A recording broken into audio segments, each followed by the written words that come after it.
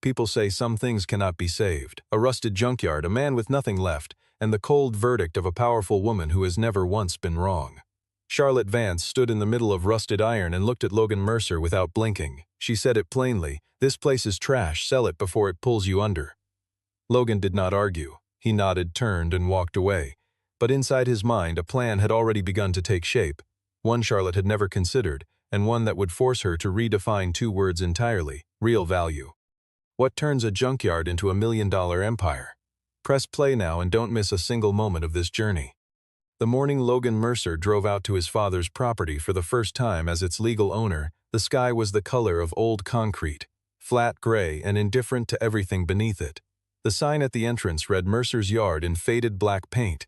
The metal post it was bolted to had rusted through at the base, and the whole thing leaned at an angle that made it look like it had long since given up. Logan sat in his truck for a long moment before he stepped out. He was 40 years old that winter, broad-shouldered with a mechanic's hands, the kind of hands that knew the weight of a torque wrench the way a musician knows the neck of a guitar. The lines in his palms had engine oil in them that no amount of scrubbing had ever fully removed. He had spent 15 years as a lead technician for one of the region's largest freight haulers, diagnosing engine failures, rebuilding transmissions, keeping entire fleets moving through ice and heat and driver error. He understood the anatomy of a commercial vehicle the way a surgeon understands the body. Not from textbooks alone, but from the particular intimacy that comes from putting your hands inside something broken and finding your way to what went wrong. Then the company restructured, and Logan's name was first on the severance list. His father, Harold Mercer, had run the yard for 30 years, collecting decommissioned trucks, salvaging parts, living quietly off the margins of the freight industry. Harold had died of a stroke 3 weeks earlier, quietly in the office chair that still sat behind the desk in the leaning wooden building at the back of the property. He had not been a wealthy man. What he left behind was a junkyard nearly 3 acres in size, 60 or so retired trucks in various states of decay, 3 40-foot steel containers, 4 diesel generators that had not run in years, a workshop with a corrugated tin roof, and a debt of roughly $220,000, split between the bank, the county tax office, and a materials supplier Harold had owed since the previous spring. Logan's older brother Jason had made his position clear inside 48 hours of the funeral. He signed a formal waiver of inheritance rights without sentiment, told Logan the place was a money pit, and drove back to his life in another state. Logan was the one who signed for everything, not because he had a plan in that first moment, but because the yard was the last thing his father had built, and he could not watch a stranger buy it at auction for the price of the land alone. The bank sent a notice shortly after. Logan had 90 days to demonstrate sufficient financial activity, or the property would be placed in foreclosure proceedings. He had just under $3,000 in his checking account. Caleb, Logan's son, was 20 years old and living with his father after walking away from his second year of college without finishing the semester.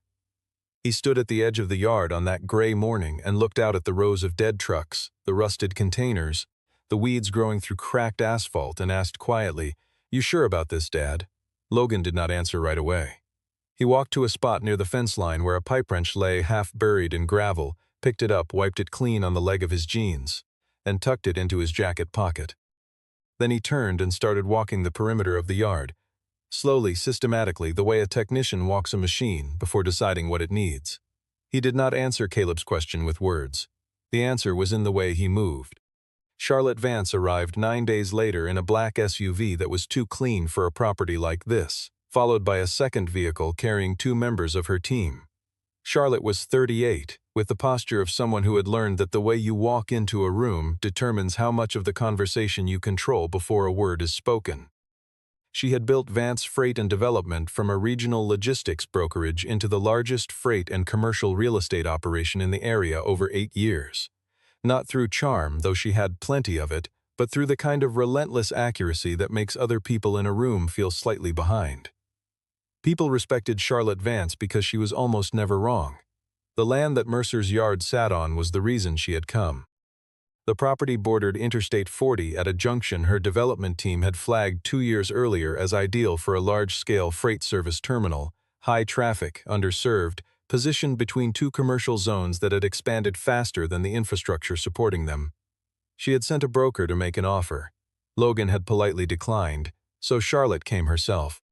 She walked into the yard in a gray suit and low heels that were entirely wrong for the terrain, and she found Logan exactly where a man like him could be expected, flat on his back under the chassis of a 1999 Freightliner, working the undercarriage with a socket wrench. He heard her footsteps, finished what he was doing, and rolled out from beneath the truck without rushing. He stood, wiped his hands, and looked at her. Charlotte did not waste time on pleasantries. She laid out the offer, a purchase price at current assessed market value for the land and structures, given the outstanding debt burden. It was a number that would clear Logan's obligations and leave him with a modest remainder. Logan listened without interrupting. When she finished, he asked simply, "Why would I sell?" Charlotte looked around the yard with the expression of someone who has just been asked why water is wet. She said, "Because you're standing in the middle of a junkyard, Mr. Mercer. Honestly, this has no future. Sell before the bank takes it. At least you'd walk away with something." She said it cleanly, without cruelty, which almost made it worse. Before she left, she said one more thing, clearly enough that both her team members heard it. "I've watched people try to save places like this. They always fail harder than if they'd just let go." She set her business card on the hood of the nearest truck and walked back toward her vehicle. Logan picked the card up, looked at it for a moment, and slid it into his shirt pocket. He turned back to the Freightliner and crouched down to resume work. Word traveled the way it always does in communities built around truck stops and loading docks and early morning radio. Within 48 hours, 3 drivers who had done business with Harold Mercer called Logan to ask if the rumors were true, if he was selling. Logan told each of them the same thing, not yet. He did not explain what the yet meant. What he did instead was spend the next 3 days walking every inch of the property with a small spiral notebook, writing things down, not feelings, not hopes, but specifics.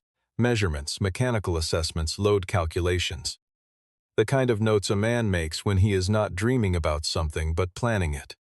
What Logan Mercer saw when he looked at Mercer's yard was not what Charlotte Vance saw, and the difference between those two visions was the entire distance between his situation and his future.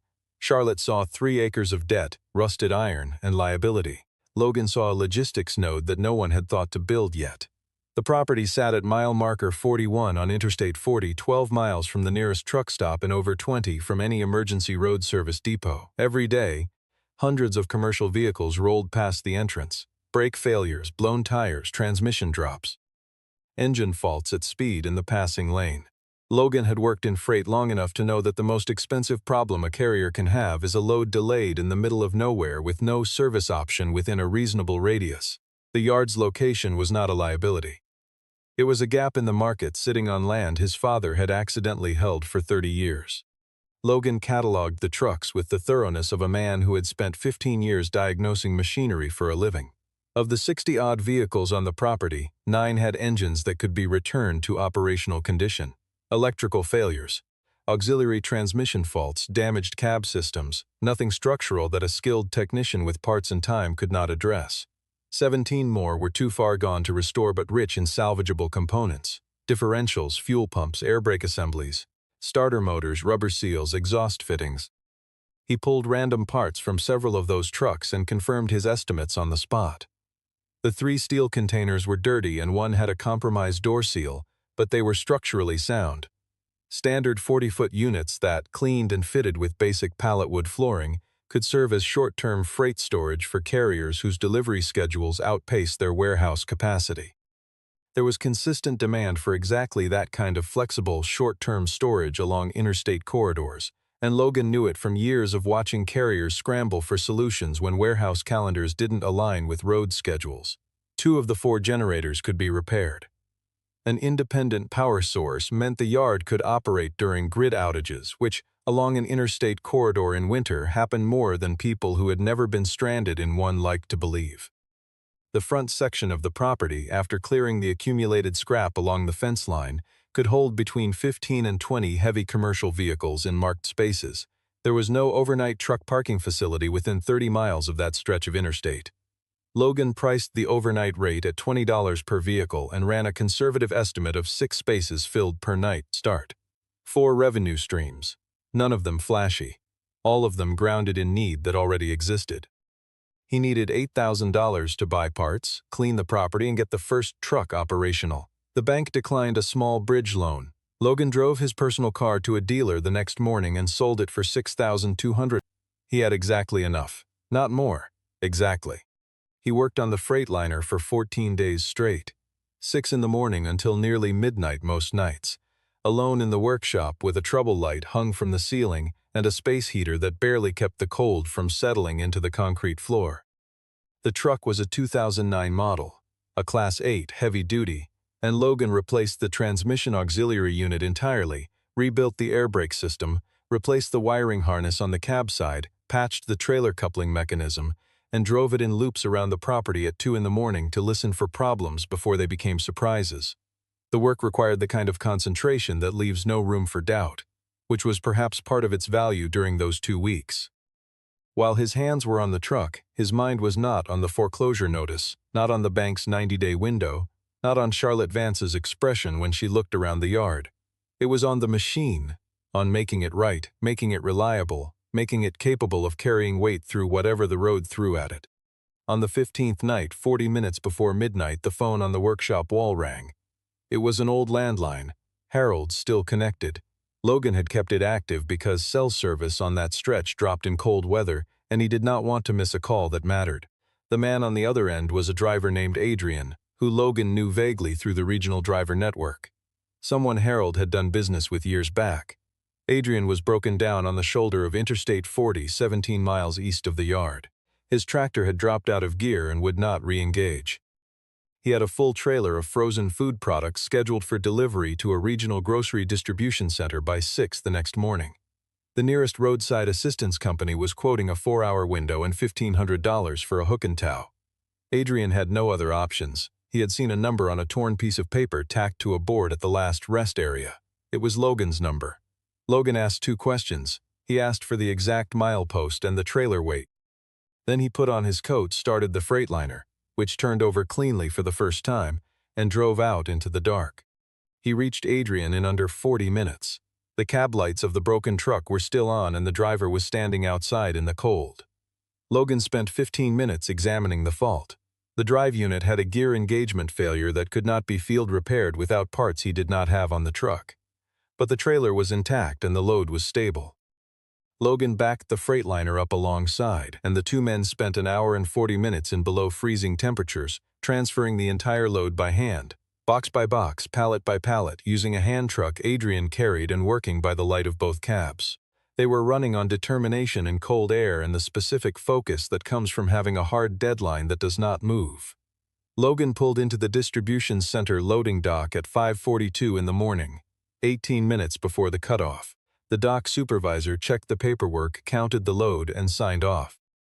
Adrian shook Logan's hand in the parking lot in the gray light before sunrise and pressed $800 in cash into his palm. Logan sat in the cab of the Freightliner for a while after Adrian left. He held the money. Outside, the sky was beginning to lighten over the warehouse roofline, and the first trucks of the morning run were filling the interstate. He was tired in the way that feels clean, not the exhaustion of loss or confusion or defeat, but of a man who had done exactly what he set out to do.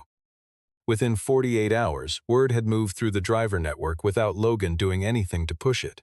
Adrian had talked, the kind of story that travels.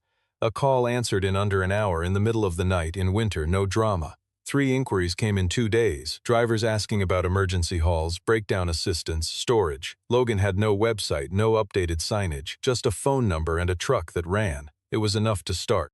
Logan built the operation the way a mechanic builds an engine. One component at a time in the right order, not moving to the next piece until the current one was solid. There was no investor, no business partner, no one standing behind him with a plan and a checkbook.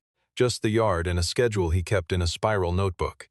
In the first 3 weeks he repaired 2 more trucks, color-coded each vehicle in the notebook, green for operational, yellow for in progress, red for parts only, and ran maintenance checks every 72 hours on the active fleet. The discipline came naturally. 15 years of commercial fleet management had given him a framework he could apply to a 3-vehicle operation as easily as to a 30-vehicle one. The front parking area took one long weekend. He and Caleb moved accumulated scrap from the fence line using the forklift, spread a load of reclaimed gravel to level the surface, and marked 12 spaces with rope and wooden stakes painted white. He posted a laminated rate card on the gate, $20 overnight, $8 for 4 hours. The first week, 7 vehicles used the lot. The second week, 11. By the end of the month he had regulars. Long-haul drivers who had discovered that the lot was clean, safe, the right distance from the interstate, and cheaper than anything within 30 miles. The containers followed. Logan pressure washed each one over 3 days, resealed the compromised door on the third unit, built palletwood flooring inside, and replaced the locking hardware. He drove to 2 small freight brokerages in the nearest city and made a direct pitch to each operations manager. Short-term container storage at a weekly rate 30% below local warehouse pricing, access 6 days a week. Both agreed immediately. One passed Logan's number unprompted to a third company. Within 6 weeks, all 3 containers were generating weekly rental income. The emergency repair and recovery line grew the same way. Logan printed a simple card with his number, the service radius, and the rate schedule, and asked the managers at 2 truck stops if he could leave a stack at the counter. Both said yes. The calls came steadily, 6 to 12 per week on average by the second month. Logan eventually brought in a retired driver named Marcus for part-time overnight availability, a man who knew engines, knew the road, and had nothing else to do at 2 in the morning. By the end of the second month, Logan sat at the wooden desk in the office he had repaired, stopped the lean, replaced 4 wall panels, and added up the numbers. For the first time since signing the inheritance papers, the right column was larger than the left. The yard was no longer bleeding, it was breathing. Logan reinvested every surplus dollar into the next piece of infrastructure, ran on coffee and whatever was in the office refrigerator, and worked with the particular intensity of a man who understands that the gap between surviving and collapsing is often just consistency. Showing up, maintaining the machines, answering the phone when it rings at 3 in the morning. Caleb Mercer spent the first weeks at the yard the way someone spends time in a waiting room, present but disengaged, occupying space without inhabiting it. He slept late when Logan did not specifically need him, and when old friends texted asking what he was doing with himself, he answered in vague terms that avoided mentioning the yard. Once, a girl he had known during his first year of college drove past on the service road adjacent to the property. Caleb stepped behind a container and waited until the car was gone. The shift did not come from a conversation. It came from a Tuesday night in the third week, when Logan was halfway through replacing the exhaust manifold on a truck due for a pickup job in the morning, and an inbound service call came in. A driver with a blown rear axle seal stalled on the shoulder 18 miles out. Logan could not leave the job unfinished overnight. He handed Caleb the keys to the second operational truck and told him to drive out, locate the driver, assess the situation, and call back with details. Nothing more than that. Caleb opened his mouth, then closed it. He took the keys. He arrived at the breakdown site to find a man named Derek, mid-50s, frustrated, standing in his hazard lights with his hands in his pockets. Something in the practical reality of the situation activated a part of Caleb that the waiting room version of himself had been suppressing. He took notes, called Logan, stayed with Derek until the tow was sorted, and drove back to the yard at midnight without saying much. The next morning, Logan did not praise him. He asked one question. "You want to learn how to run the scheduling? I need someone to manage the call log and track vehicle availability." Caleb did not answer immediately. He poured a cup of coffee, looked out the window at the yard, and sat down at the old laptop on the corner of the desk. He spent the rest of that day teaching himself a free logistics scheduling application and building a calendar framework for the trucks. By evening he had a working system, rough but functional. Logan looked it over in silence and used it for the next morning's jobs. An offer arrived 4 weeks later through an old connection. A junior coordinator role at a distribution company in the city, decent starting pay, office work.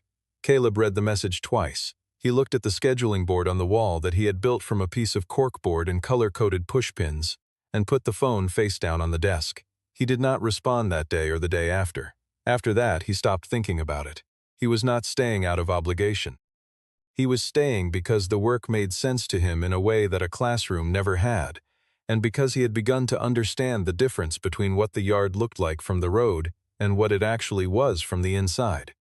Jason Mercer reappeared 3 months into the operation on a Thursday afternoon, driving a rental car and wearing a jacket that cost more than anything Logan owned. He walked into the yard with the ease of someone dropping by to check on a pet project, comfortable, slightly condescending, taking in the parked trucks, the locked containers, the open workshop, with the particular expression of a man who has made a decision he now regrets and is not yet ready to admit.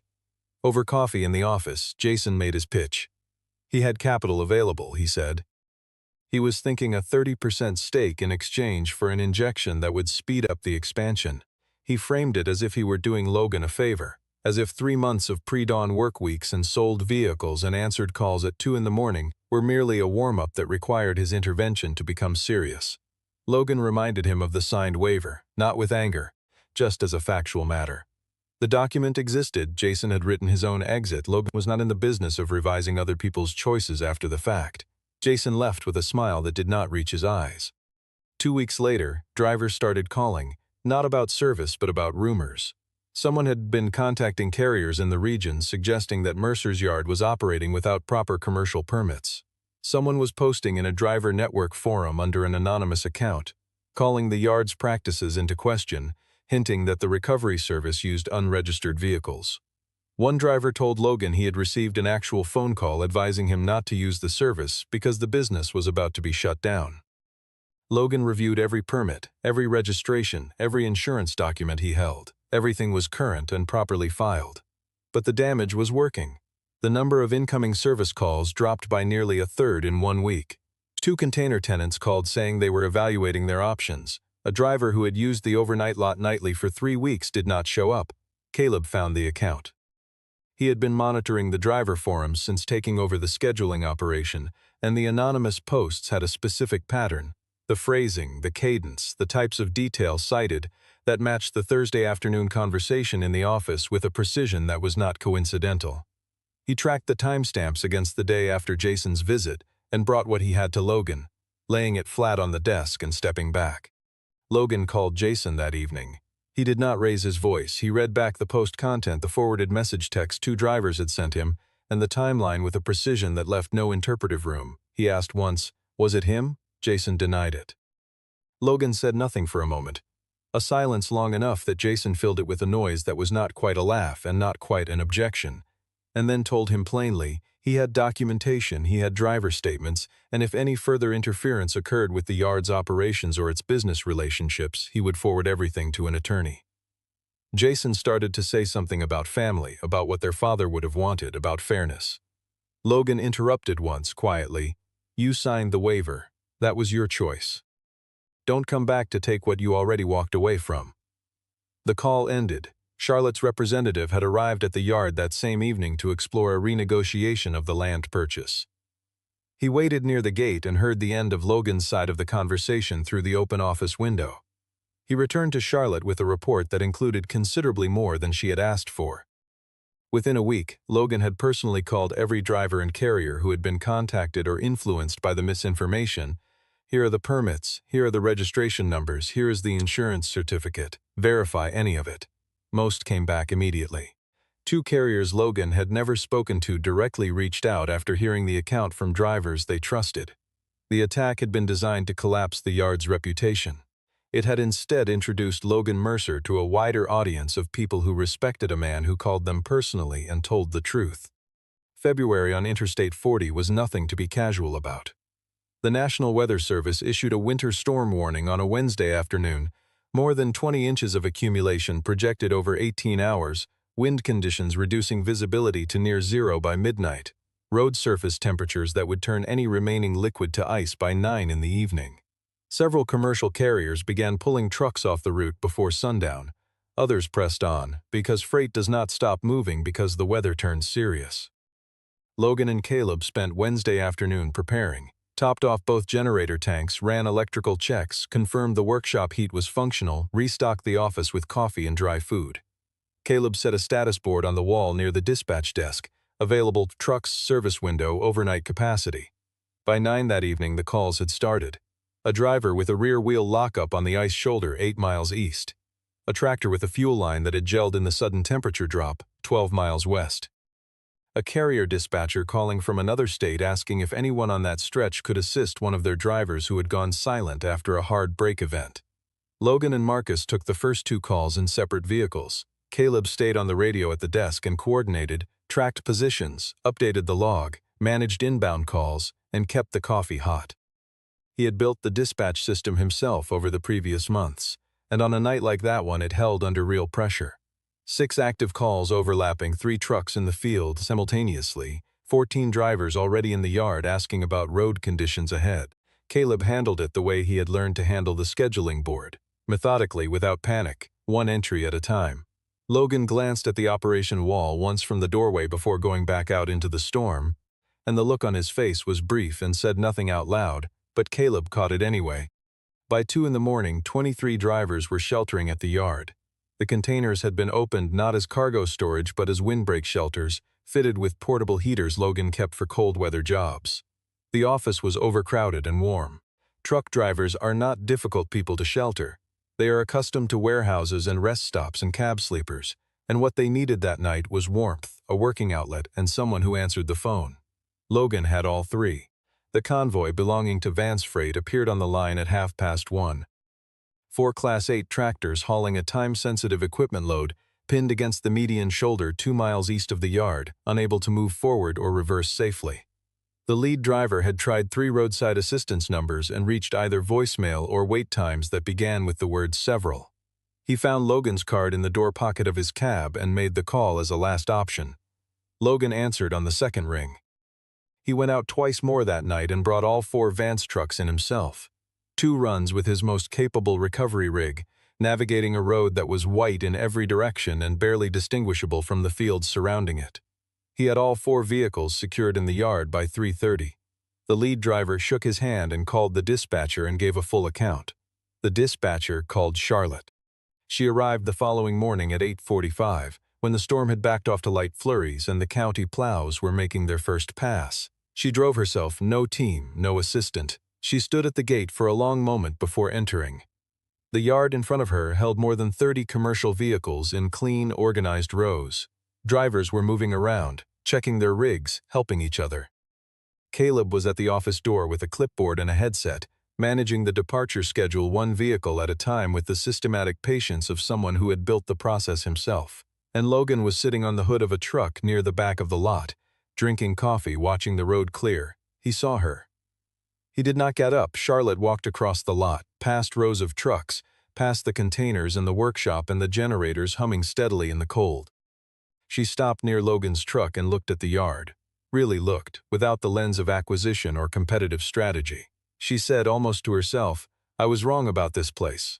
Logan poured a second cup of coffee from the thermos he was holding and set it on the hood beside him without speaking. She could pick it up or leave it. She picked it up. 2 weeks after the storm, a formal meeting invitation arrived from Vance Freight and Development, printed on heavy stock in an envelope that communicated its own seriousness. Logan drove to the Vance offices in work clothes, arrived on time, and sat down across from Charlotte at a conference table that cost more than his first year's revenue projections. Charlotte had prepared. A bound proposal sat in the center of the table. She opened it and walked through the terms. A full acquisition of the Mercer's Yard property, land, structures, equipment, at $1,200,000. She said it plainly, acknowledging up front that the figure was a significant upward revision from the original offer, and that the revision reflected the actual strategic value of the location, which she acknowledged she had initially undervalued. She said, "This is a fair price. I'd like you to consider it seriously." Logan took the proposal. He read it front to back, page by page, without asking questions and without expressions that gave anything away. When he finished, he closed it and slid it back across the table. He said, "After the debt, I walk away with roughly $800,000. That's a single event. Right now, the yard generates enough on 4 revenue lines to clear that same number in about 3 years, and then it keeps generating. Selling trades an income-producing asset for a one-time payment. That's not a good deal."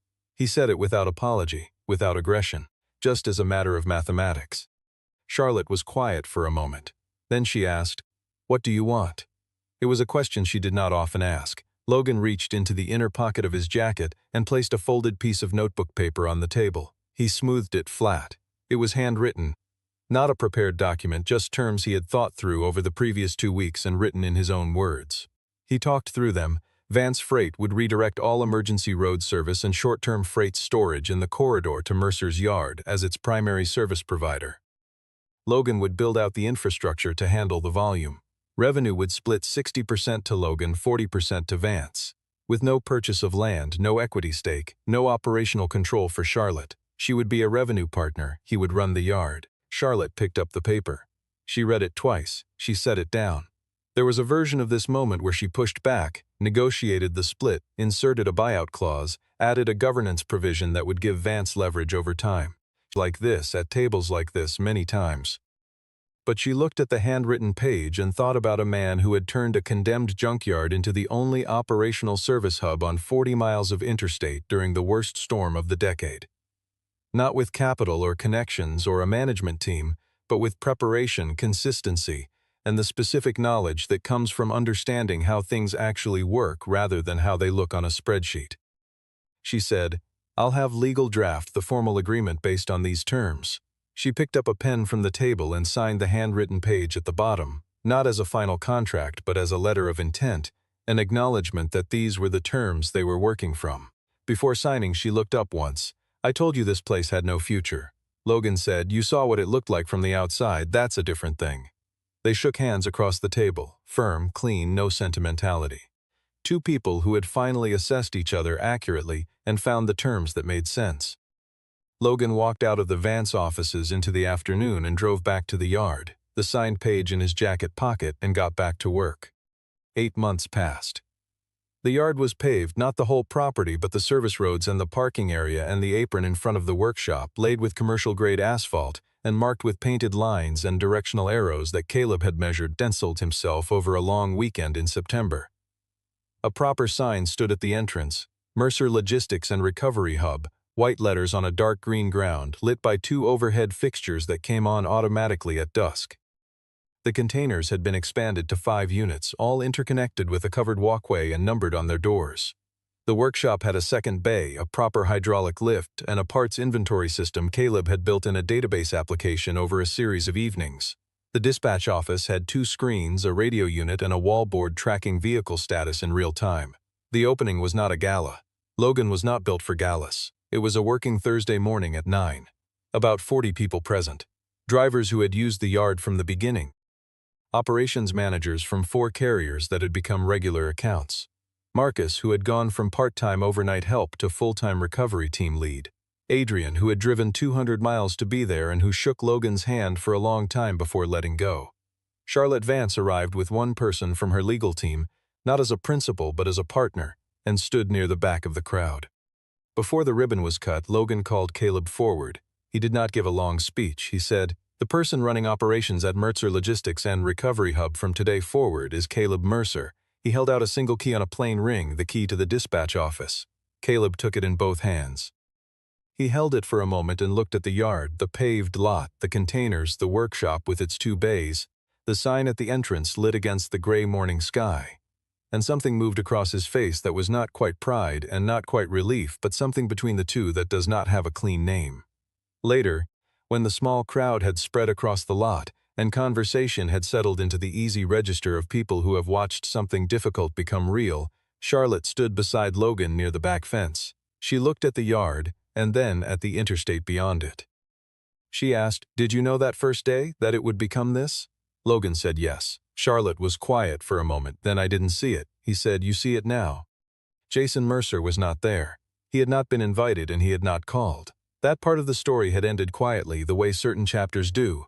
Not with confrontation or reconciliation, but with the passage of time and the absence of a person who had chosen twice to walk away. Logan stood alone for a few minutes near the far corner of the lot, the spot where on the first gray morning he had found a pipe wrench half buried in gravel and picked it up and put it in his pocket. That corner was now a marked parking space.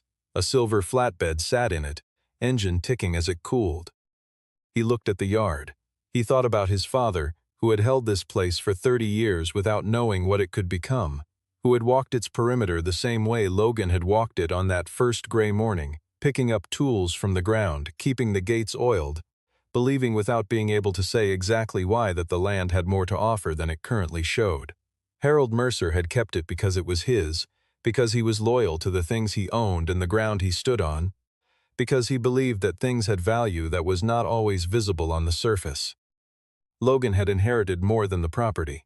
He had inherited the instinct, and he had done what his father never had the chance to do. He had proved it.